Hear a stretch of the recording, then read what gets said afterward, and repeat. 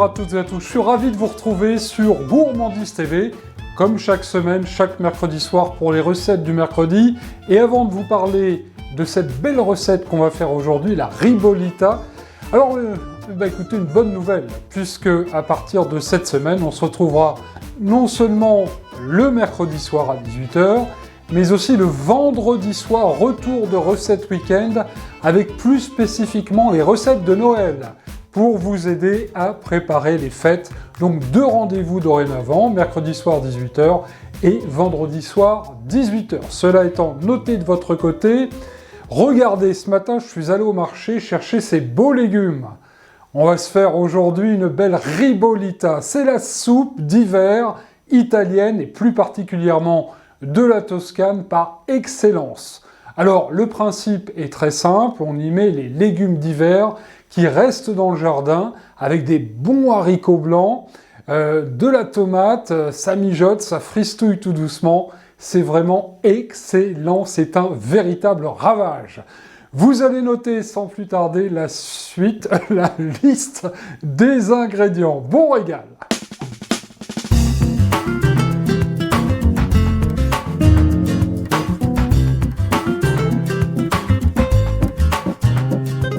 Et pour 4 à 6 personnes, il vous faudra 2 belles pommes de terre, 2 carottes, un navet, un poireau, un petit chou vert, 5 branches de blettes, 400 g de haricots blancs, une branche de céleri, un gros oignon, 2 gousses d'ail, 60 centilitres de purée de tomates, une branche de thym, de romarin, quelques feuilles de laurier, 200 g de bon pain rassis, enfin l'huile d'olive, le sel et le poivre du moulin.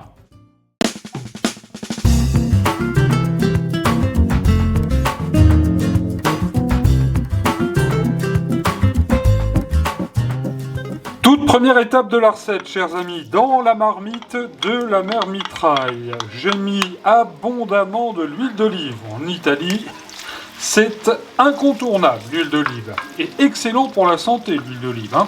Alors, les oignons, regardez, je les ai coupés comme ça en rondelles, assez grossièrement. Et on va les faire revenir avec également les 2 gousses d'ail. Vous voyez comment je les ai coupés. Faites bien attention, car je vais vous expliquer à chaque fois comment j'ai coupé les légumes. Ça sent déjà très très bon.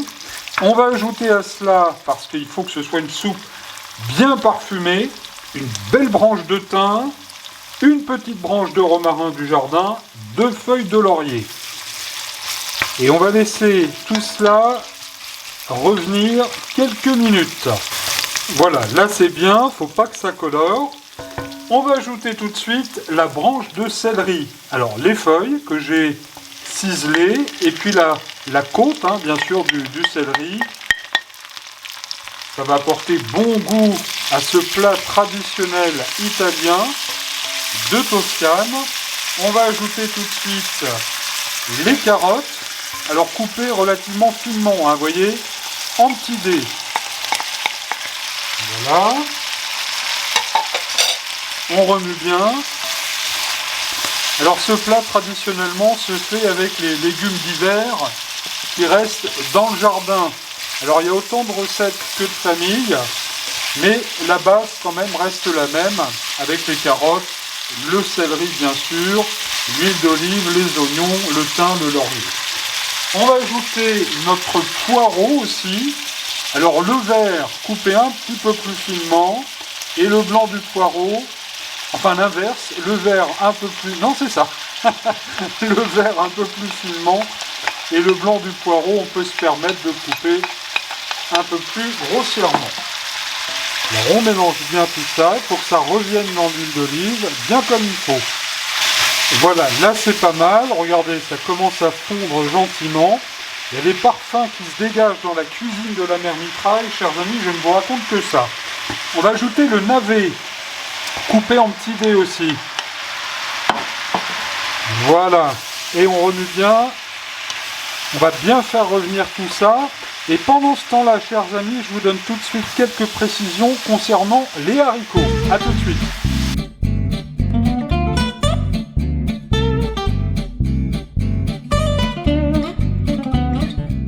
Alors en effet, s'agissant des haricots blancs, deux solutions s'offrent à vous. Je ne vous cache pas qu'aujourd'hui, de mon côté, j'ai choisi la solution express. Mais si vous avez à la maison des haricots secs, blancs, eh bien vous les ferez tremper la veille ou le temps indiqué sur votre paquet, et puis vous les ferez cuire dans l'eau bouillante avec du laurier, du thym, du romarin, pas de sel surtout parce que ça risque de les durcir, et une fois cuits, eh bien vous les laisserez reposer, vous les égouterez et vous les laisserez reposer, vous pourrez vous en servir à la fin de cette recette de soupe. En ce qui me concerne, j'ai choisi, vous le voyez, un beau bocal de haricots italiens. On en trouve de très bons dans le commerce. Je ne peux pas vous donner la marque parce que je n'ai pas le droit de faire de publicité. Ceux-là sont déjà cuits et on les mettra donc tout à l'heure à la fin de la recette. Donc deux solutions, vous l'avez noté, haricots secs traditionnels, c'est plus long, ou alors un bon bocal de haricots italiens déjà cuits. Retour en cuisine, donc vous l'avez compris pour les haricots, vous avez le choix, vous faites comme vous voulez. Alors, à ce stade de la recette, on va y ajouter les pommes de terre, que j'ai coupées, vous le voyez, grossièrement. Alors, il faut savoir que c'est une soupe dont la consistance sera relativement épaisse, avec le pain qu'on mettra tout à l'heure. Et si les légumes partent un petit peu, si j'ose dire, en charpille, ben, ça n'est pas grave.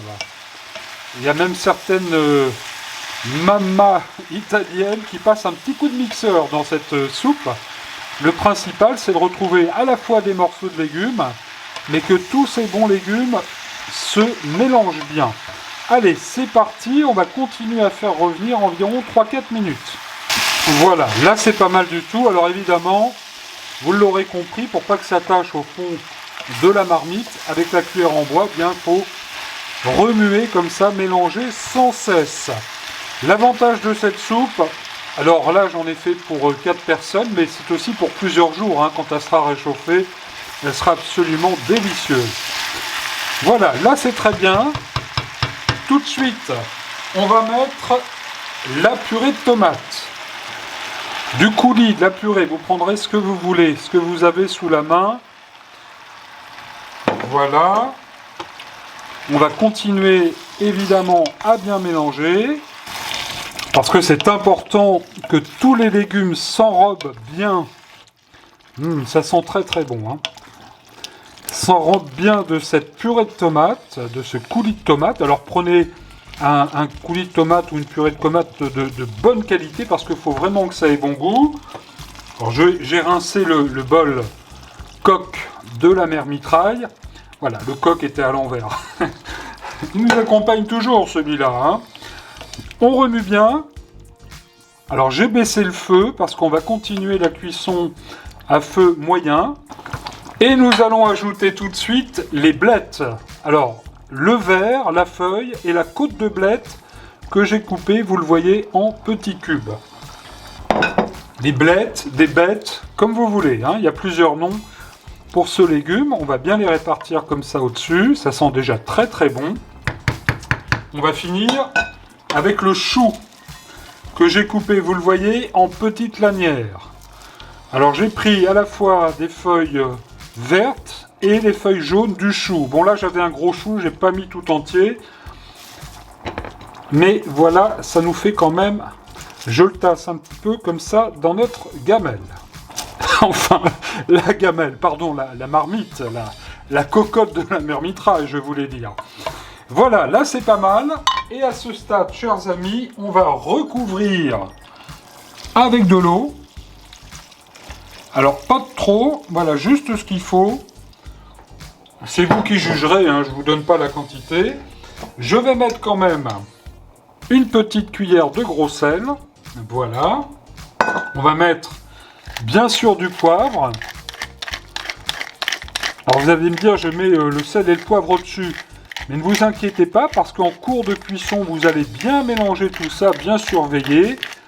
Et évidemment, le sel et le poivre va venir se dissoudre dans la marmite et dans le bouillon. Voilà, là c'est pas mal du tout.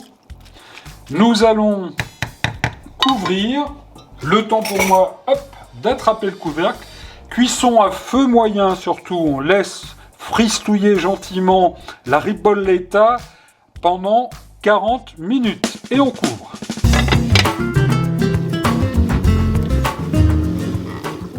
« 40 bonnes minutes viennent de s'écouler. Découvrons ensemble cette petite merveille. Le temps pour moi, voilà, de poser le couvercle. Regardez-moi ça. Ouh là là là là. Ça semble vraiment délicieux, ça n'est pas terminé. Alors, à ce stade de la recette, le chou est bien et parfait. Nos petits légumes, regardez, sont là. On va bien remuer notre soupe. La petite feuille de laurier qui a donné son bon goût. Et là, on va bien mélanger tout ça. Alors, vous le voyez, c'est encore un tout petit peu liquide. Alors, c'est donc à ce moment-là, j'ai enlevé le couvercle et on va laisser comme ça fristouiller sans le couvercle pendant 10 minutes, un quart d'heure, le temps, évidemment, que la sauce, que cette soupe se concentre bien. 10 minutes après, voilà, là c'est parfait. On pourrait presque en manger comme ça, mais la ribolletta, je vous le rappelle, doit avoir une consistance un petit peu épaisse. C'est pour cette raison qu'on va tout de suite mettre, comme le font là-bas en Toscane les gourmands, le pain rassis, cuit, enfin cuit bien sûr, rassis voulais-je dire, et coupé, vous le voyez, en gros morceaux comme ça.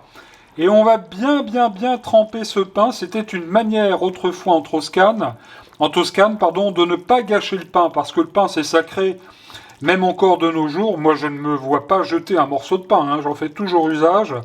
Alors pour le pain, prenez quand même de préférence un bon pain de campagne, pas du pain blanc industriel, qui est absolument infâme. Donc un bon pain de campagne, du pain rassis, et on va bien mélanger de nouveau tout ça. Le pain va venir absorber évidemment la soupe, et c'est ce qui va donner cette consistance légèrement épaisse. Ça n'est pas terminé, restez avec nous parce qu'il y a encore les haricots. Et là donc, avec le pain, vous allez me dire combien de temps on laisse à cuire? Eh bien on laisse poursuivre la cuisson, comme ça à frémissement, ça va fristouiller pendant 10 minutes. Ça commence à être merveilleux 10 minutes après. Vous voyez, ça s'épaissit. Ça semble très bon. Écoutez, ça n'est pas terminé. Je vais quand même goûter maintenant parce que ça fait trop envie. Voyons si c'est bon. Ouh là là. Quel goût mes enfants. Alors, nous allons maintenant, pour terminer la recette, mettre nos haricots. Voilà. Ah, c'est une soupe bien riche, hein. Une soupe à consommer par grand froid. Et ça fait vraiment un repas extrêmement équilibré. Et ces petits haricots, on va les mélanger évidemment à l'ensemble de ce petit monde, à l'ensemble des ingrédients. Et on va poursuivre encore la cuisson, le temps de les réchauffer, parce que là je vous rappelle que les haricots sont cuits. Eh bien 10 minutes supplémentaires, et ensuite on va pouvoir servir cette délicieuse ribolletta. Évidemment, on vient la servir généreusement dans une belle assiette. Alors, une louche pour la mère mitraille, une louche pour Bibi. Voilà. Regardez comme ça semble bon. On va peut-être même encore en rajouter un tout petit peu, parce que moi je trouve que voilà, ça va se manger tout seul. Alors, il faut savoir que la tradition veut qu'on remette un tout petit peu d'huile d'olive. Voilà, comme ça, un petit filet d'huile d'olive par-dessus. Mon Dieu, on va se régaler. Et puis, bien sûr, un bon tour de poivre du moulin. Voilà. Soyons généreux. Regardez notre ribolletta, prête à être dégustée.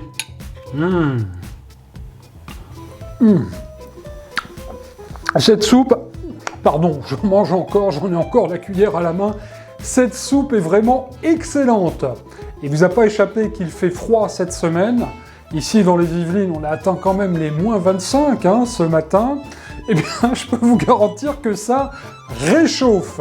Faites cette bonne ribolletta toscane avec les recettes de Gourmandise TV. Bientôt le livre de recettes début décembre. Je vous en reparle incessamment sous peu. Je vous souhaite une excellente soirée. On se retrouve vendredi soir pour la première recette de Noël 2025 sur Gourmandise TV. D'ici là, évidemment, je vous souhaite un bon régal.